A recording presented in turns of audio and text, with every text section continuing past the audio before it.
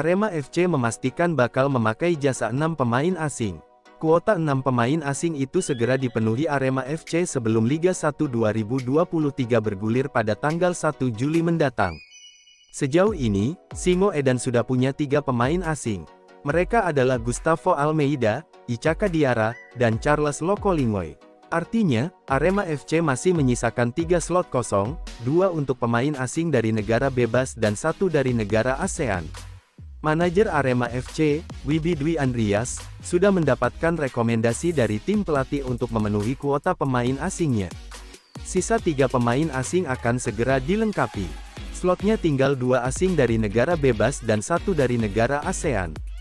Insya Allah kita lengkapi semuanya sebelum bulan Juli langsung 3 kita datangkan, kata Wibi Dwi Andrias. Setelah batal mengontrak gelandang asal Kamerun, Andre Zanga, Arema bakal kedatangan gelandang dari Argentina. Sosok itu disebut-sebut adalah Ariel Lucero. Karena sudah mepet, kita segera datangkan, sekarang tergantung pelatih yang memilih pemainnya. Ada beberapa pemain yang diajukan oleh Wibi ke pelatih Arema FC. Ada 3 pemain yang akan didatangkan dan dikontrak Arema FC untuk kompetisi Liga 1. Kita sudah mempunyai beberapa nama, kita cuma menunggu keputusan dari pelatih, kata Wibi. Kita tunggu aja, akhir bulan Juni ini kita akan resmikan 3 pemain asing lainnya, kata Wibi Dwi Andrias. Rumor yang beredar Arema FC akan mendatangkan Ariel Lucero, Joao Pedro dari Brazil. Dan Yukiya Sugita Jepang.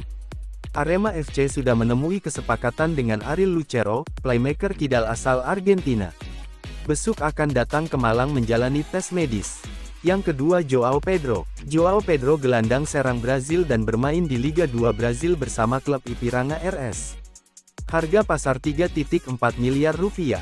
Status bebas transfer, kontrak berakhirnya tanggal 17 Juni tahun 2023. Umur 26 tahun, tipikal ngeyel.